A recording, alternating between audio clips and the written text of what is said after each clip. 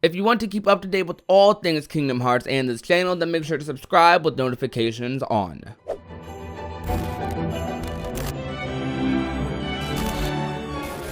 Arendelle in Kingdom Hearts 3, by a lot of the community at least, the vocal side, is deemed the worst world in the game. Not by all, but it's pretty unanimous that this world was underwhelming in a couple of aspects. Frozen was always in a weird position for Kingdom Hearts 3 because even well before the world got announced, it was highly figured due to Frozen's popularity that it would make it into the game. Frozen is one of Disney's most popular movies ever, on top of it still being considered relatively recent, so it's a IP that Disney would naturally protect. And they definitely protected a lot more than they have some of their other IPs in the past, and they have definitely gone above and beyond for Frozen to maintain the image that that property kind of has. They don't take too many risks with it, and they don't just hand it off to anyone without being a little bit on the restrictive side. Despite Frozen's popularity and the fans generally liking the movie, it eventually, as time moved on, became a pretty polarizing film. I mean, this movie came out a long time ago now. It was 2013. I remember seeing it in theaters still and being just kind of mesmerized by Let It Go. Some people straight up don't like the movie. Some people didn't like the fact that Let It Go was a super overplayed song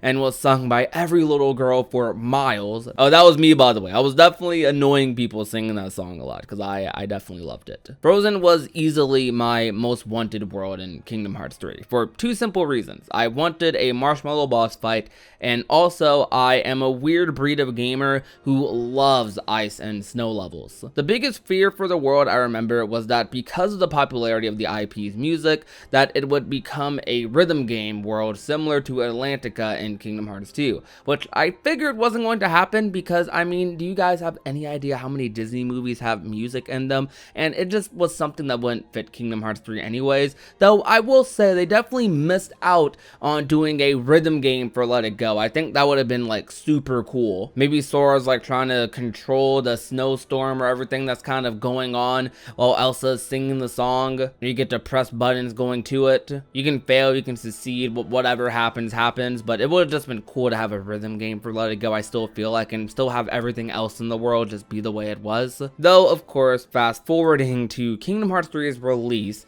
people played the world, and I played the world, and it was honestly not the worst thing, though I'd be lying if I said it wasn't disappointing or underwhelming, to say the least. I mean, there were genuinely things I did enjoy about this world that some other worlds in Kingdom Hearts 3 didn't really have, so it made it hard for me to categorize this world as the worst world in the game. That's the easy world to go to for some people, but for me, it's not as easy to say that, because I'm thinking about the gameplay, the story, how the environments look, how the character interactions are, just all those things molded together. And Frozen, for me, has some pretty solid gameplay compared to a lot of the worlds in that game. All the Heartless and mob fights were really cool. Yeah, the world is just snow, but it still looks beautiful. The Ice Labyrinth is one of the coolest things I think a Disney World has ever done. The sled minigame was really fun. I love minigames like that. Honestly speaking, it's minigame I don't mind playing on my own time. Probably one of the better ones in Kingdom Hearts 3.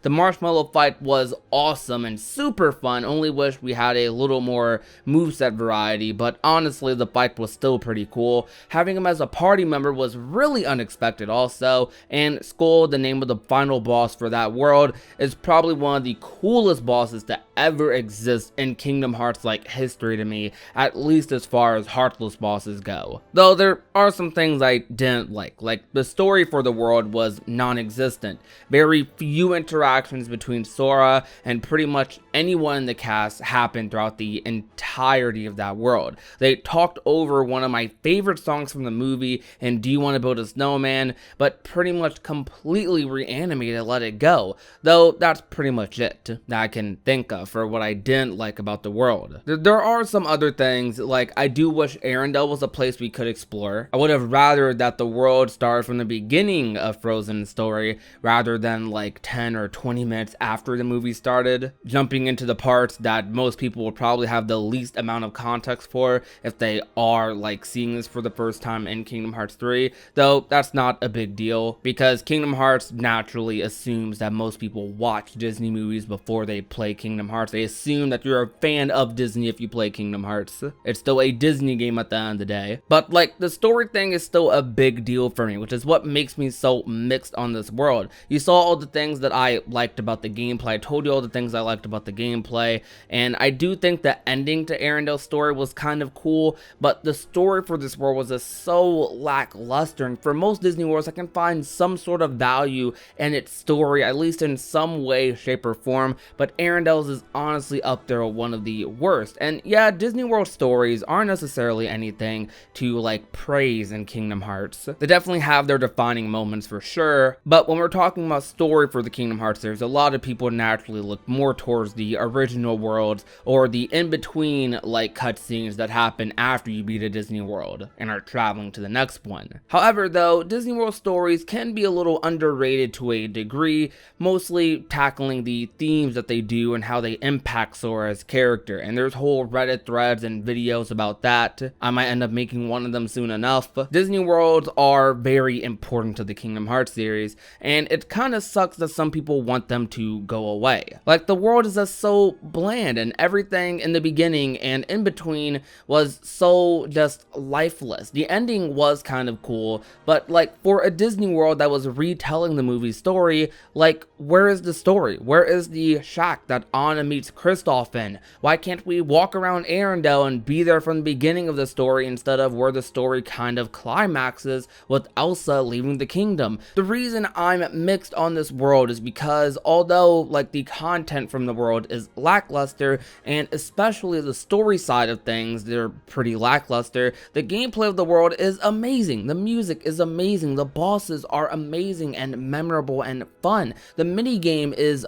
fun, though where it falls flat for me is the story and character interactions, which is the biggest part of Disney Worlds that I find the most value in. I mean, it's really cool to see a character that I love, like from a video game, like Sora, interact with some of my favorite characters from more traditional movie media in Aladdin, or people like Sully, or people like Jack Skellington, Jack Sparrow. Kingdom Hearts is a collaboration between Disney and, well, Square Enix at this point, not even just Final Fantasy. And a big part of that is seeing Sora, Riku, Kairi, whoever, mostly Sora though, interact with these Disney characters and become friends with them. And yeah, we see this happen in like a lot of Disney worlds, but it's really cool and unique to see him interact with these characters. And I find it so refreshing every single time, and it never gets old, and it's why I look forward to Disney worlds in every single Kingdom Hearts game. And it's why I anticipate them.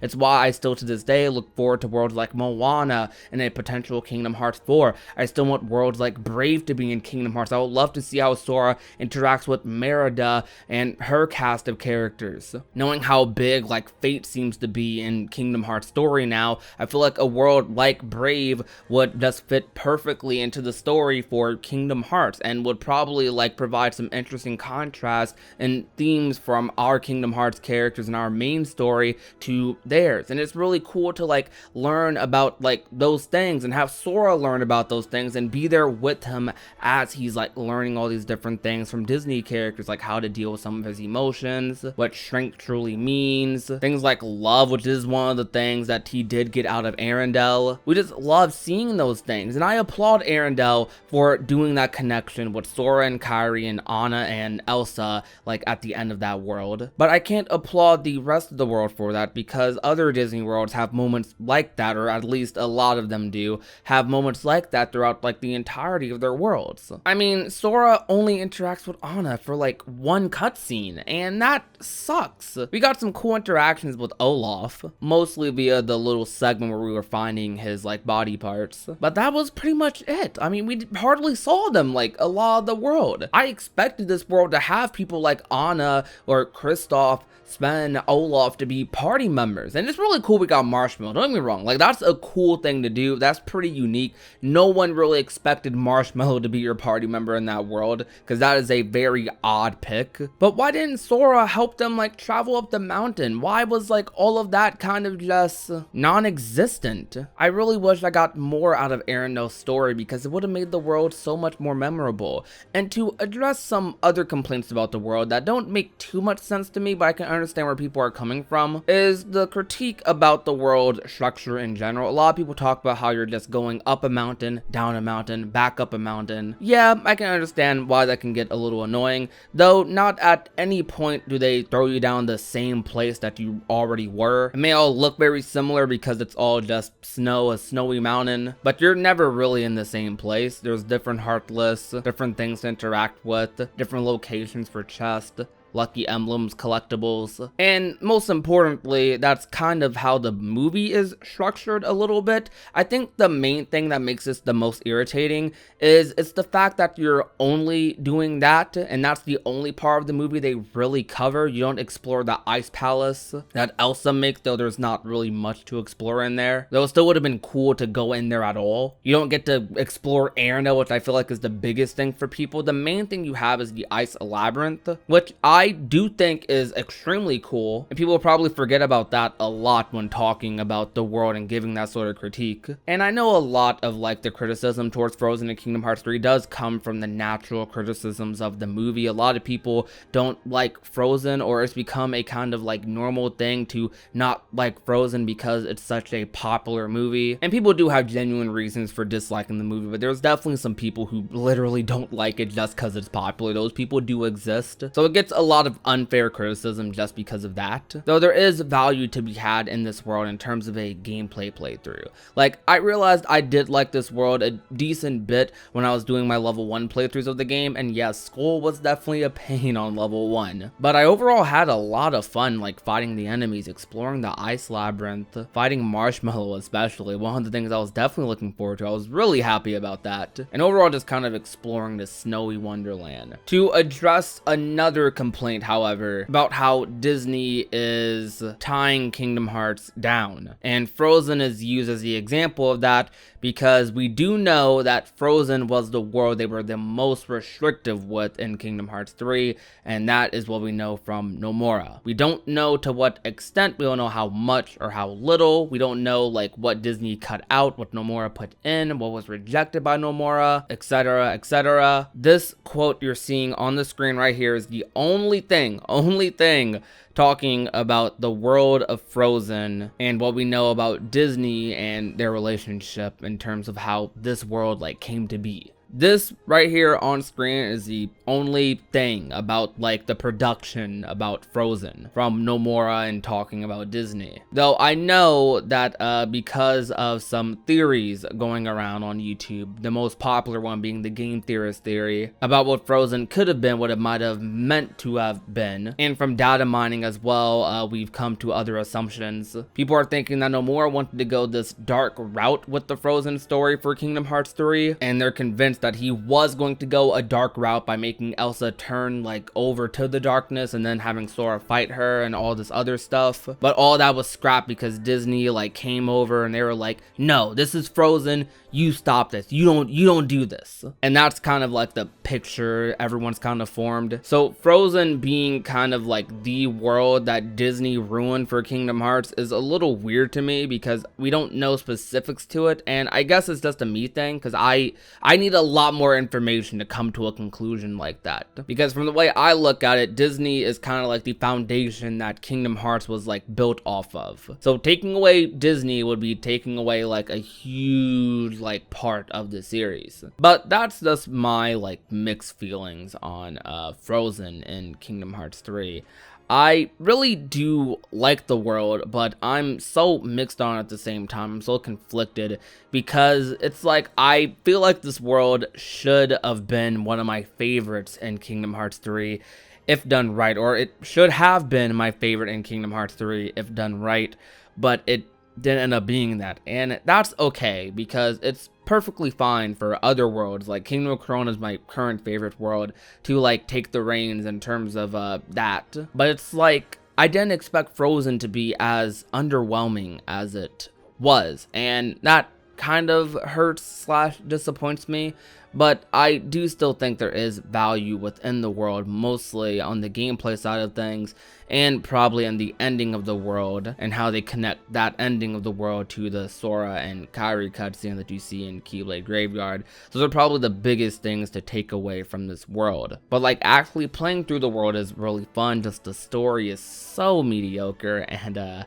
I'm not a fan of it. I really hope that when Frozen 2 is in Kingdom Hearts, because I know that's coming. We all know Frozen 2 is going to be in Kingdom Hearts or a future KH game. Whenever that comes, I really, really hope that they do it right, because Frozen 1, I think I can live with them messing up Frozen 1. But with Frozen 2 has so much lore, and it expanded upon the movie in such a way that it brought tears to my eyes multiple times. I absolutely I love that movie. I personally think it might be the best Disney sequel ever made. For those of you that haven't watched Frozen 2, whether you like the first movie or hate it, give it a try, because it's amazing. It is absolutely amazing. I did not expect them to go that direction with that movie. Please watch it. But that's going to be enough of me rambling today though, guys. I really want to do more videos talking about the Disney worlds in Kingdom Hearts games,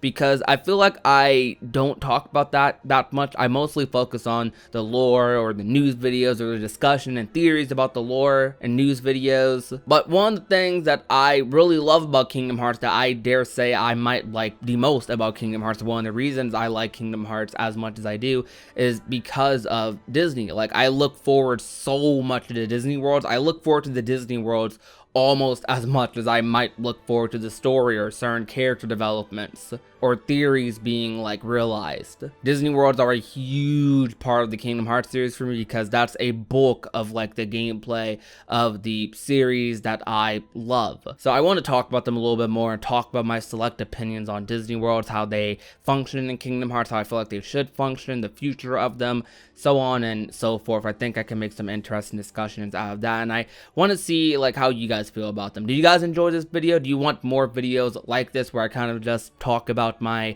feelings towards a world in Kingdom Hearts, whether it's polarizing, whether it's generally like, dislike, whatever, just talking about my feelings about that world, my honest thoughts? If you enjoy hearing me ramble about stuff like this, then please, I guess, show your love and support by leaving a like, sharing the video with a friend or a family member, and last but not least, if you have not already and want to become a part of the union, all you have to do is hit that red little subscribe button down below. My name is Prodigy, and I will talk to you guys soon. Peace out.